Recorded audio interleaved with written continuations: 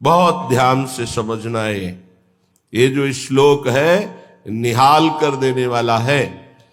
आप इन्हीं में से कोई होंगे।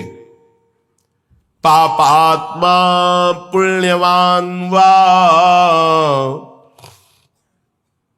प्रशरद अपयशाः कीर्तिमान वा। तुम्हारा बहुत यश है या बहुत निंदा हो रही है, बहुत पापी हो या पुण्यात्मा हो। महादुष्प्राप ग्रासोत्स सम्राट समजड़मति सर्व विद्या निधिर्वा। तुम बहुत दरिद्र हो या बड़े वैभवशाली सम्राट हो। बहुत सुंदर बात है। तुम जड़मती मूर्ख हो या बहुत विद्या विशारद विद्वान हो। तुम कोई भी हो, चिंता छोड़ो। यह को पिस्या सखे, हे मित्र तुम कोई भी हो।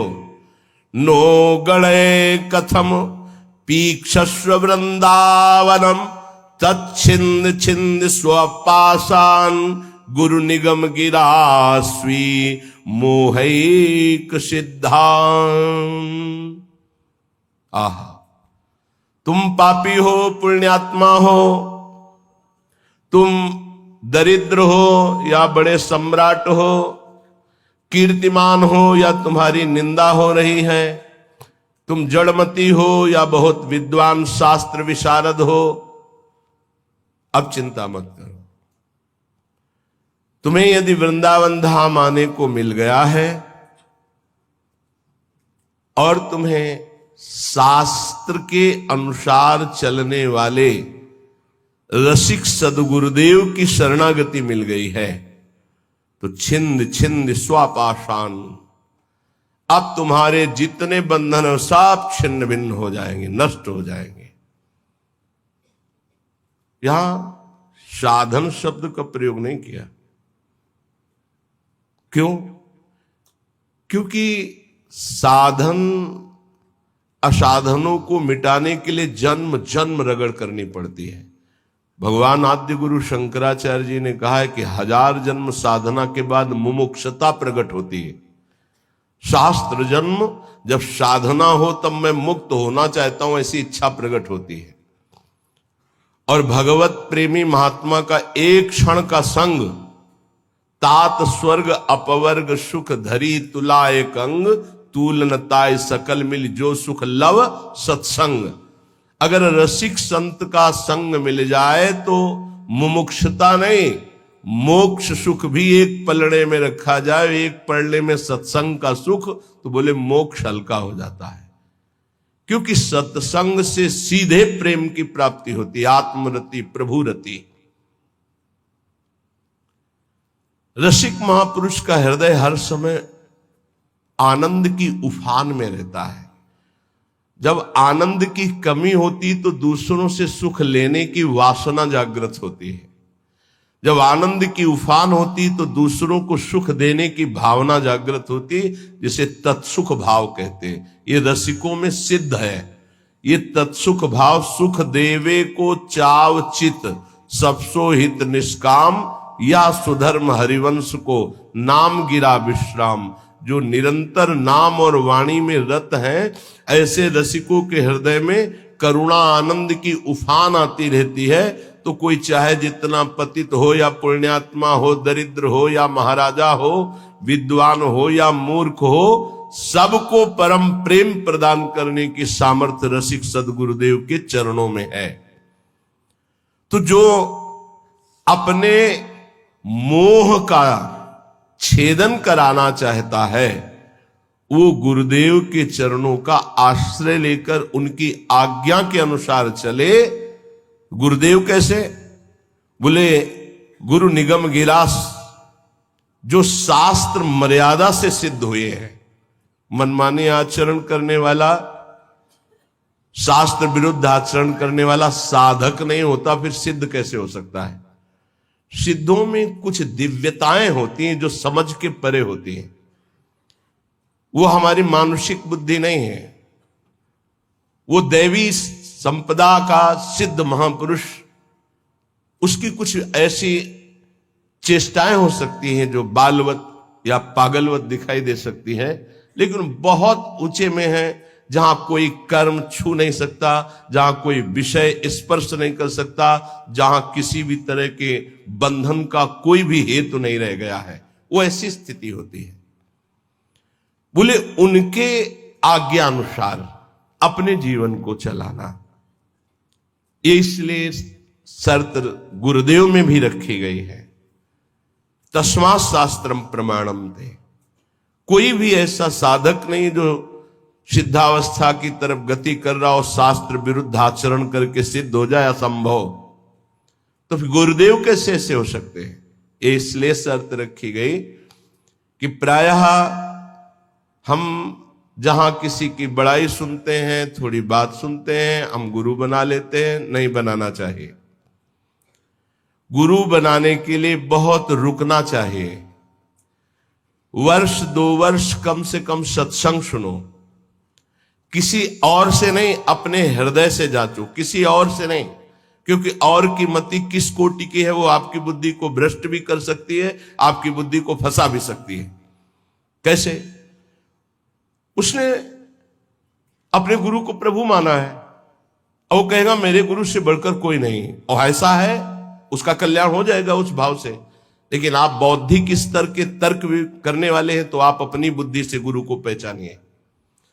कोई कह रहा है कि पाखंड है, ये उसकी बुद्धि का है, आप अपनी बुद्धि से निर्णय कीजिए। किसी की श्रद्धा और किसी की अश्रद्धा से अपने हृदय में कोई फर्क नहीं पड़ना चाहिए। स्वयं निर्णय करना चाहिए भगवान को साक्षी करके कि हे प्रभु सच्चिदानंद, आप मेरे हृदय को जानते हैं और सामने बैठे हुए हृदय को जानते हैं, तो नाथ मेरे सदगुरुदेव के रूप में आप कहाँ हैं, कौन हैं, मुझे परिचय दीजिए, तो प्रभु आपका संबंध करा देंगे। अभी एकांतिक में एक भक्त ने प्रश्न किया, बोले आपके प्रवचन सुनते हैं तो एकदम विरुद्ध गुरुजी के वचन लगते हैं, गुरुजी के वचन जब सुनते हैं तो आपके विरुद्ध लगते हैं, तो हम कहा निर्णय करो आप कि किसके वचन सत्य हैं। तो बोले जब इधर का सत्संग हम सुनते हैं तो लगता है नहीं, जीवन का लक्ष्य भगवत प्राप्ति, तो गुरु पे श्रद्धा होती है, मुझे क्या करना चाहिए। साधक फंस जाता है, उसको लगता है, वो खुद बोला, मुझको लगता है यदि मैं शास्त्र विरुद्ध चलता हूं तो जीवन बर्बाद होता है गुरु की बात मान के, और यदि आपकी बात मानता हूं तो गुरु का अपराध लगता है, क्या करूं? नहीं, डरने की जरूरत नहीं। गुरु बलि तजेऊ कंत ब्रज बनितन भे मुद मंगलकारी। गोस्वामी तुलसीदास जी बड़े सिद्ध महापुरुष हैं। भे मुद मंगल का, वो स्वयं मंगल नहीं, दूसरों का मंगल करने वाले बन गए। भगवत प्राप्ति नहीं तो जीवन का लक्ष्य क्या है? क्या लक्ष्य है? केवल विविध प्रकार के भोग विलासिता पूर्ण संसार को सत्य मानकर भोगना? नहीं नहीं नहीं, बिल्कुल भुलावा, बिल्कुल भुलावा। हमें भूल भुलैया में नहीं फंसना। कभी कभी माया के पार्षद भगवान के पार्षद का रूप रख करके आते हैं, हमें ठग करके भूल भुलैया में लगा देते हैं। नहीं, सदगुरु भगवान श्री कृष्णचंद्र जो हैं, हम उनसे प्रार्थना करें कि यदि प्रगट में गुरुदेव की जरूरत है तो आप मुझे बताओ कहां प्रकाशित हो, या तो उनसे मुझे मिला दो या उनको मेरे पास भेज दो। यदि जरूरत है तो आप ये व्यवस्था करो, मैं तो आपको गुरु मानता हूं, बस निहाल हो जाओगे, हमारी बात मान लो। श्रीपाद कह रहे हैं, रसिक सदगुरुदेव के चरणों का आश्रय लेकर स्वयं मोहिक सिद्धांत, अपने मोह का नाश कर दो, देह की प्रियता, देह के रिश्ते नातों का, तो सिद्धांत तुम्हारे अंदर सिद्धावस्था आ जाएगी। सिद्धावस्था प्रिया प्रीतम के प्रेम रस में डूबना। ये तो बताया शरणागति का श्लोक। आप पापात्मा हो, पुण्यात्मा हो, दरिद्र हो, राजा हो, विद्वान हो, मूर्ख हो, कोई भी हो, निश्चित तुम्हें भगवत प्राप्ति हो जाएगी यदि वृंदावन में विराजमान रसिक सिद्ध संत का आश्रय ले लो, गुरुदेव का, पर गुरुदेव का आश्रय कैसे ले लो? बोले स्वी मोहिक सिद्धांत। मोह आश्रय में बाधा पहुंचा देता है। शरीर का मोह, परिवार का मोह, नाना प्रकार के भोगों का मोह। मोह गए बिनु राम प्रद होई न दृढ़ अनुराग। तो मोह अगर है तो गुरुदेव के चरणों में निष्ठा पूर्वक आप टिक नहीं पाएंगे, वो आपको हटा देगा। और अगर गुरुदेव की निष्ठा में टिक गए तो मोह का नाश हो जाएगा। मोह मूल बहुशूल पद त्यागो तम अभिमान। जब तक मोह है तो संसार चक्र बना हुआ है। मोह का नाश हुआ, संसार चक्र नष्ट हुआ। अब वृंदावन की रहनी बता रहे। पहले श्लोक में शरणागति बताई, अब कह रहे कंथा कौपीन वासस तरुतल पतितै क्लिप्त वृत्ति फलाद्यै कुर्वन्न व्यर्थ वार्ताम कथमपि न वृथा चेष्टया कालयापि त्यक्त्वा सर्वाभिमानं प्रतिगृह मटनं तुच्छ भैक्षाय कुर्वन् बृंदारण्ये निवत्स्याम्य समनुसरन् राधिकैकात्मलोकान्। कौपीनवंता खलु भाग्यवंता। बड़ा भाग्यशाली होता है जो लंगोटी वाला होता है, कोई खिलवाड़ नहीं। आद्य गुरु भगवान शंकराचार्य जी का ये कौपीन का स्तोत्र है। कौपीनवंता खलु भाग्यवंता। नरसिंह मेहता का काछ वाछ मन निश्चल लाखे धनी धन जननी तेरी रे। लंगोटी का पक्का, जबान का पक्का और मन का पक्का। तो बोले भड़ नरसैया दर्शन पावा। हमारे बड़े भाग्य जो मैं ऐसे संत के दर्शन पाऊं जो लंगोटी का पक्का, जबान का पक्का और मन का पक्का।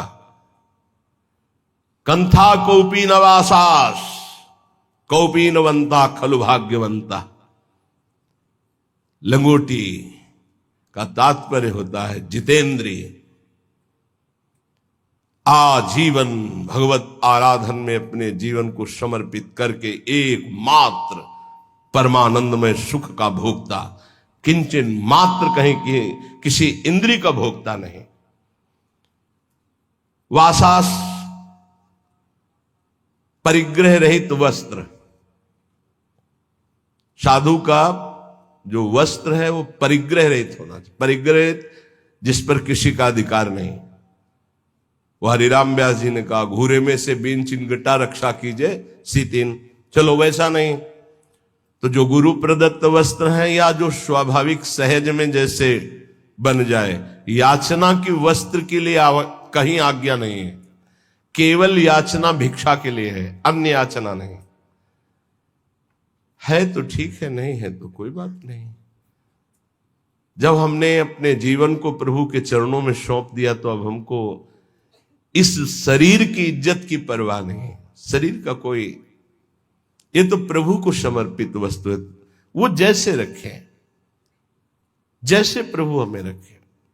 हमारी याचना नहीं होनी चाहिए। तो अयाचक वृत्ति से यदि कोई हमको दे दे तो भी हम कम पैसे वाली चीज से अपना गुजारा करना सीखें। शरीर स्वस्थ हो, साधन पथ में हम चल रहे हैं तो कोशिश करें कि कम पैसे वाला कपड़ा हमारा हो, कम पैसे से हमारा पेट भर जाए, कम पैसा हमारी दिनचर्या में लगे। ये जीवन भर इसका निर्वाह गुरुदेव की कृपा से हुआ है। अब तो जैसे प्रभु रखें, प्रभु जैसे। शरीर स्वस्थ है तो टोटी से उतना ही पानी निकालना है प्रकृति का जितना आपको आवश्यक है। लाइट उतनी, ये नहीं कि आपके कमरे की है, नहीं। विश्वात्मा भगवान आपको सुविधा दे, उतना ही पंखा चलाओ जितनी जरूरत। जितना लाइट की, अगर बिना लाइट के आपका काम चल रहा है, पढ़ना नहीं, दरवाजा बंद, लाइट बंद, शांत अंधेरे में बैठकर चिदानंद स्वरूप प्रिया प्रीतम के ध्यान में मगन हो। साधु की एक अपनी रहनी होती है। ये बाहर घूम रहे हैं, पंखा चल रहा है, कूलर चल रहा है, वो सब तुम्हारे भजन कट रहे हैं। तुम क्या समझते हो फ्री चल रहा है? प्रकृति कोई तो पैसा देगा ना, तो प्रकृति से उतना ही प्रतिग्रह लिया जाए जितने की अत्यंत आवश्यकता हो, चाहे गृहस्थ हो चाहे विरक्त। वो तुम्हारी संपत्ति नहीं, विश्वात्मा भगवान की है, तुम्हें सेवा के लिए दिए। अगर तुम बिजली उतनी खर्चा करोगे तो वो दूसरे की सेवा में आगे आ जाएगी। प्रकृति बहुत बड़ी है, परमात्मा की ये संसार की जो सृष्टि है सबकी सेवा में पहुंचने के लिए वस्तुएं, हम उतना ही प्रयोग करें जितनी हमें आवश्यकता है, ये हमें उन्नति अध्यात्म की प्रदान करेगी। तो वास, वस्तु, वस्त्र उतना ही